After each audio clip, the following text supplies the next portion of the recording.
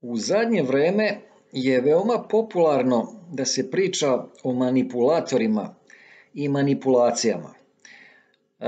Gledam na internetu, malo pa iskoči neki sadržaj, neki video o manipulatorima i kako se nositi sa njima i tako dalje i tako dalje.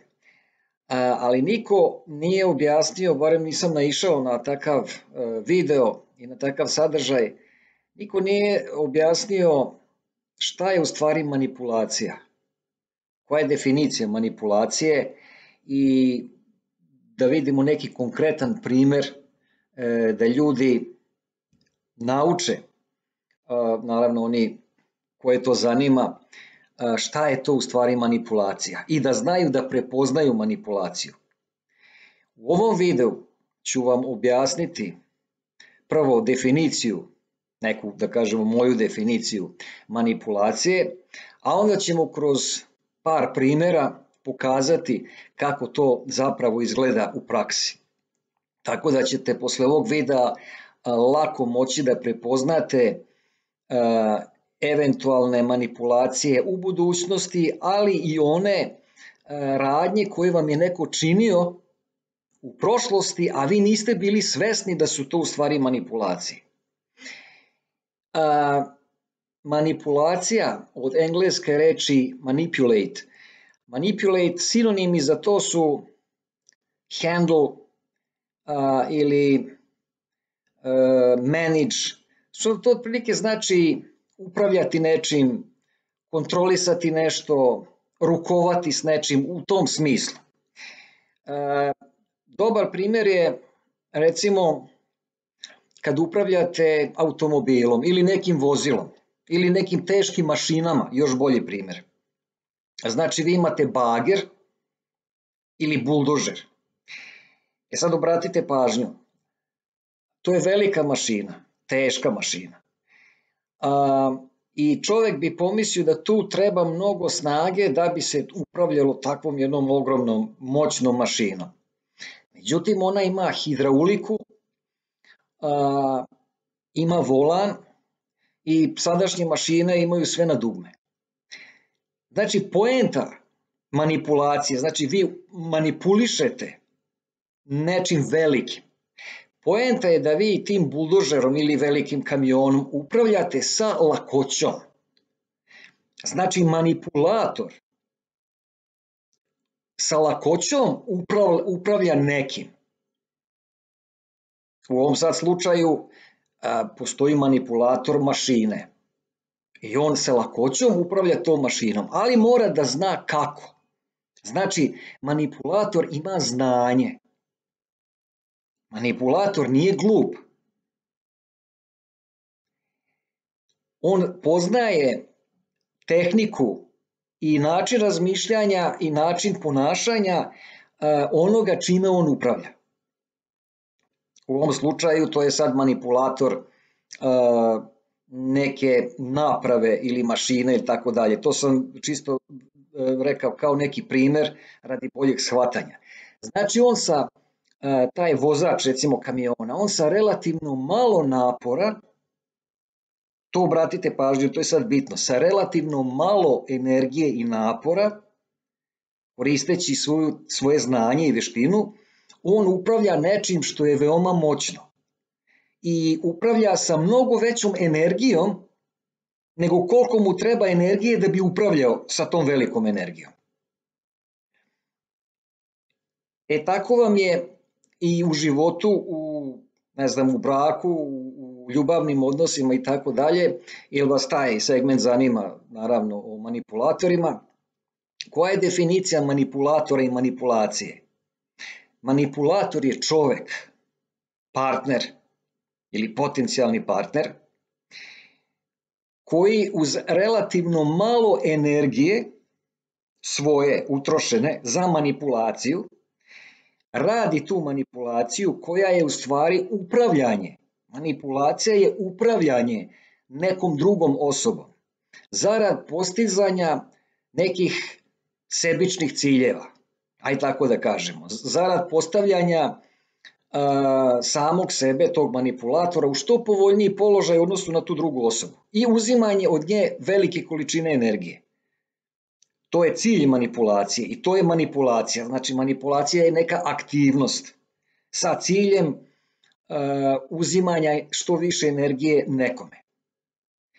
To je, ajde da kažemo, to možda bude slično i prevari, ali nije isto. Manipulacija i prevara nije isto, ima nekih zajedničkih elemenata, ali nije isto. Osnovno je da je manipulator vrlo prepreden, apsolutno nije glup i veoma dobro poznaje, ne sad u teorijskom smislu da poznaje psihologiju, ali je nadaren za to. Znači, manipulatori su veoma dobri psiholozi. Naravno, nisu ni profesionalni psiholozi, ali jednostavno to im je u krvi, razumeju dobro osjećaje i ponašanja drugih ljudi. Oni imaju takozvanu emocionalnu inteligenciju. To ne znači da su oni emotivni, to nemojte brkati. Oni nisu emotivni da su u smislu bolećivi i da se osjećaju sa vama, oni nisu empatični, nego samo dobro razumeju vaše osjećaje i znaju šta ćete vi uraditi u određenoj situaciji koju će sam taj manipulator da izazove, sa ciljem da vi baš tako i uradite kako je on mislio i da on ima neke koristi od toga. Znači, da pojednostavimo, on radi nešto da bi izvukao neku korist od vas. Ta korist može da bude materijalna, novčana, ali možda bude i u mentalnom smislu. Znači, da zadovolji, ne znam, svoju sujetu, da vam se osveti, da ima kontrolu nad vama, to ga jednostavno ispunjava. To je isto neka korist. On je onda psihički zadovoljan. Uzmimo jedan primer manipulacije. Jedan praktičan primer. Uzmimo da je manipulator pešak koji hoda trotoarom. Sad znate, po gradovima, recimo u većim gradovima, imate deo za pešake na trotoaru i deo za bicikliste, ali je to obično spojeno. I sad u susret manipulatoru dolazi jedan biciklista. Taj biciklista je žrtva manipulacije. Uzmimo kao primer, simbolično.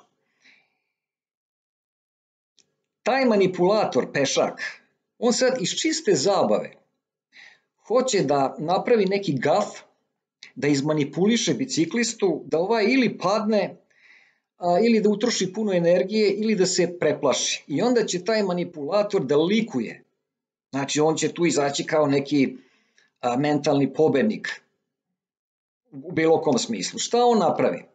Sad on ide ovako, svojom desnom stranom. Biciklista mu dolazi u susret njegovom levom stranom od manipulatora. I oni treba da se mimoiđu. Međutim, manipulator napravi gaf, ode u levo naglo, zakorači, a biciklista ide brzo. Biciklista to vidi, da je manipulator prešao na njegovu stranu. I biciklista automatski, da bi ga izbegao, skrene na manipulatoru u stranu koja je sad prazna, međutim manipulator odmah se vrati na svoju stranu.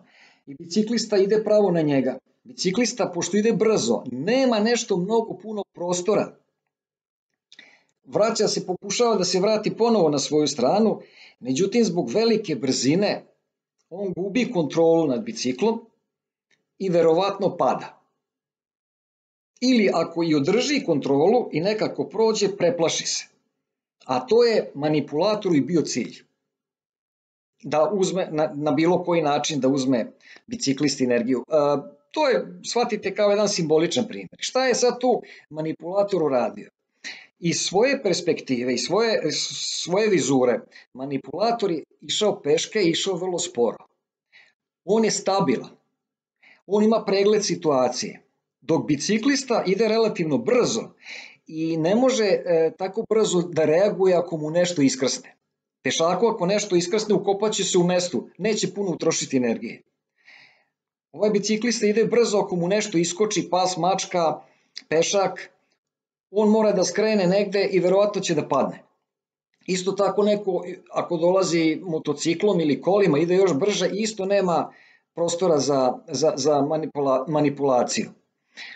Znači, u startu je manipulator, odnosno pešak, u boljoj poziciji i to vrlo vešto koristi da bi manipulisao drugima. Koristi svoju poziciju i on zna tačno kako će taj biciklista da reaguje. I uz relativno malu energiju, utrošak male energije, taj pešak, on postiže da taj biciklista, odnosno žrtva, potroši mnogo energije. Sad, to je bio jedan primer ovako plastičan, odnosno praktičan, da vidite samu tehniku manipulacije, ajde da kažem u tim nekim pokretima, u fizičkom smislu. Međutim, hajde sada da vidimo jedan praktičan primer iz braka ili iz veze, što vas naravno zanima. Recimo, žena je patrijarhalno vaspitana, živi u braku sa mužem, ima decu i primećuje da se muž doteruje, miriši se, ide predveče negde, vraća se kasno uveče, nalazi mu neke tragove po košulji od karmina, nalazi mu na odeći dugu kosu žensku koja nije njena, osjeti mu na košulji miris ženskog parfema, muškarac troši više para nego što je uobičajeno i to nju navodi na sumnju da on ima ljubavnicu. Na opravdanu sumnju, znači maltene je 100% sigurna. Međutim, ona bi želela da to nije tako. Ona i jeste praktično sigurna da muž ima ljubavnicu, ali nije ih videla in flagranti, znači na delu, ali svi ti dokazi koje je videla, znači žena iole racionalna će da zaključi da muž ima ljubavnicu, to je 99%. Mislim, neće muž sam sebi da stavlja dlake od ženske kose na košulju i da se miriši ženskim parfemom. I jednog dana ona reši to da mu kaže. A muž je manipulator. I kako manipulator reaguje? Sad ćemo da vidimo jednu konkretnu situaciju. Ona njemu kaže, primetila sam da izlaziš uveče, ostaješ do kasno, videla sam to sve mu predoči, te tragove koje je našla i smatram da me varaš, to nije u redu, tako. Počne da ga, ne da ga kritikuje, nego da mu spočitava eto, da to nije u redu, ali ne u smislu da viče na njega, nego više sa onog moralnog stanovišta mu to govori. I šta on uradi? On se ne pravda, nego kaže ovako, evo tipično manipulatorski. Sad ću ja da odglumim tog muža. Znači, to ti misliš o meni. Posle, ne znam, 10-15 godina braka i 20 godina poznanstva, ti meni to da kažeš. Meni koji se brinem za ovu porodicu, koji ustajem rano, snalazim se kako znam i umem da zaradim, da donesem pare. Jel vidiš kakva su vremena? Jel ti vidiš, evo pogledaj, kakva su vremena napolju, ljudi nemaju leba da jedu. Jel ti imaš da jedeš? Jesi gladna? Jesi žedna? Da li deca oskudevaju nečemu? Reci mi, jesi željna nečega? Šta ti fali? Pogledaj onu tvoju drugaricu. Pogledaj kako ona živi. Oni maltene nemaju za struju da plate. Ti imaš sve. Čak smo išli na more, sam te vodio, i tebe i decu, ja ne znam šta bi ti. To mi je hvala. To mi je hvala što se trudim toliko. Ne, ja stvarno nemam reči. I onda muž kao ovako namesti kao da će da zaplače. Znajući da je žena bolećiva, žena nije glupa, ali je bolećiva. To znači da ona shvata sve jako dobro, ali nema snage, nema tu mentalnu snagu da to prevaziđe iz raznoraznih razloga. Jedan od razloga je što nema gde da ode, jer je ekonomski zavisna, recimo. Drugi razlog je još voli svog muža. Treći je razlog zato što misli u dubini duše da je muž dobar. Da eto možda je malo zalutao negde, malo ga je ponelo društvo ili šta ja znam, pa je možda napravio neku preljubu, ali eto, neće on više, dobar je on u suštini. Znači, žena opravdava njegovo ponašanje na 100 načina, želeći da ostane sa njim. Zato što je to linija najmanjeg otpora. To je zona komfora.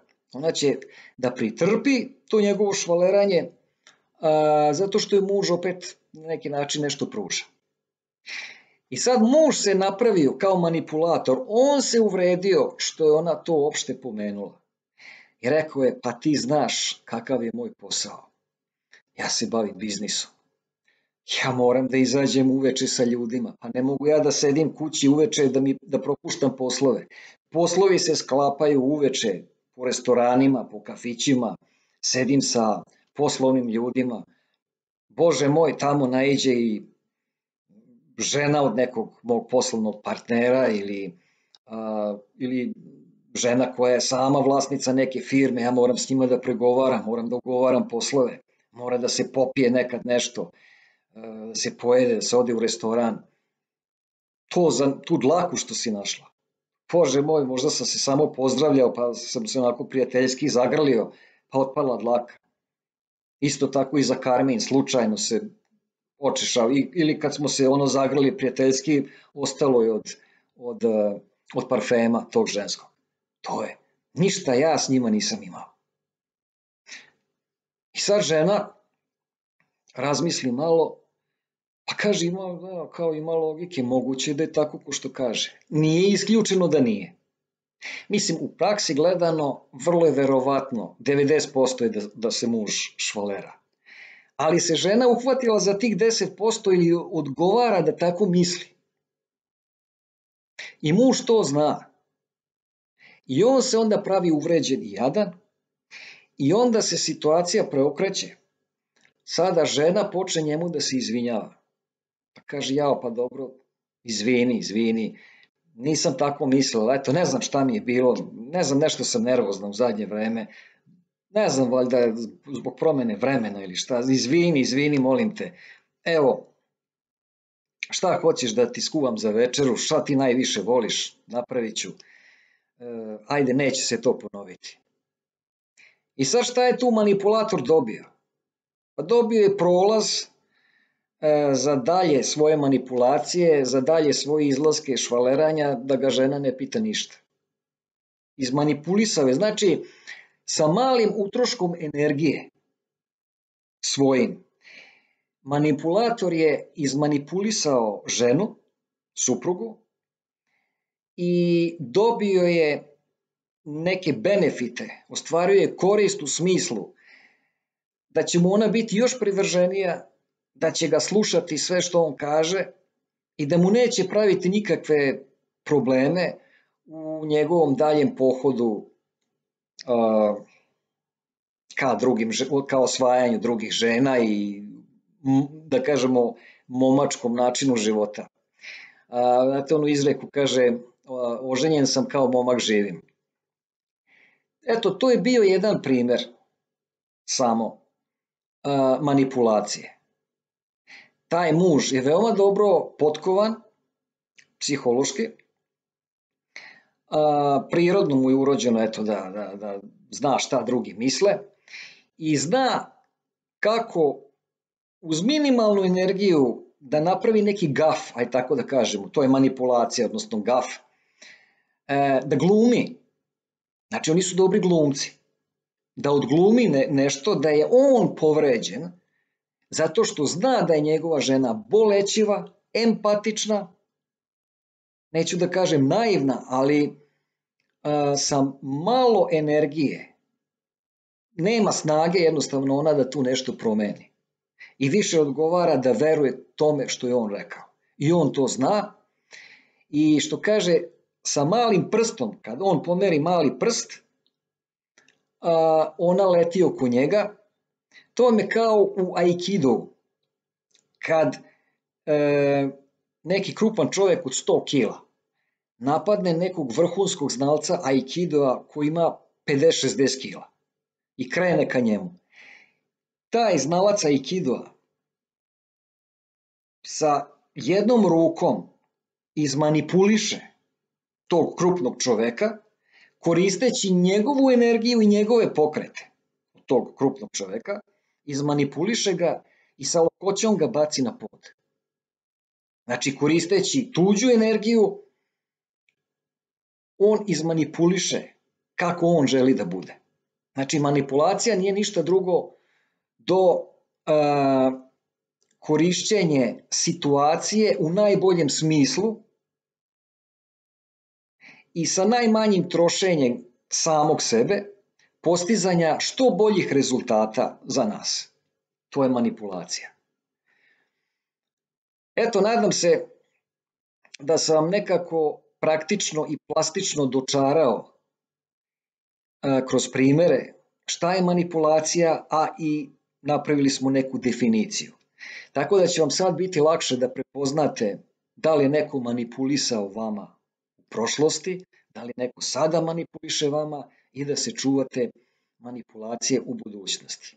Ali još jednu stvar bitnu da kažem, a doduše to nije tema ovog videa, napravit ću jedan video verovatno i o tome, jednu napomenu, pošto dobijam mnogo pitanja u porukama u vezi raznoraznih saveta, uglavnom ljubavnih i tako dalje, šta da radim u ovom slučaju, šta da radim u onom slučaju, mnogi mi se javljaju od vas i za privatne konsultacije. Ako vi nešto znate, ako vi problem izanalizirate i spoznate ga, to jeste dobar deo rešavanja problema, ali ni izdaleka nije kompletno rešavanje problema. Zašto? Nije dovoljno nešto znati. Treba imati snagu da se to sprovede. To je ključno. Zapamtite ovo. Nije dovoljno samo nešto znati. Treba imati dovoljno snage da se to sprovede u delo. Razmislite o tome. Što se tiče privatnih konsultacija, ukoliko vam ovi videi nisu dovoljni da izvadite pouku sami, nego vam treba konkretno moj savjet u vezi neke vaše životne situacije, u vezi nekog vašeg problema, slobodno se javite na moj mail ili na Instagram nalog, ima to tamo negde dole napisano, i zakažite privatne konsultacije. One obično, to je jedan duži razgovor od 1-2 sata, gde mi vi detaljno iznesete vaš problem, ja ga izanaliziram i onda donesemo zajedno, ja vas navedem da razmislite i sami shvatite koja su najbolja rešenja za vas u datom trenutku. I još vam ja plus kažem šta bih ja uradio da sam na vašem mestu. Eto, toliko za ovaj video. Lajkujte, delite, prijavite se na moj kanal, a mi se vidimo uskoro u nekom novom zanimljivom videu. Hvala na pažnji i prijatno!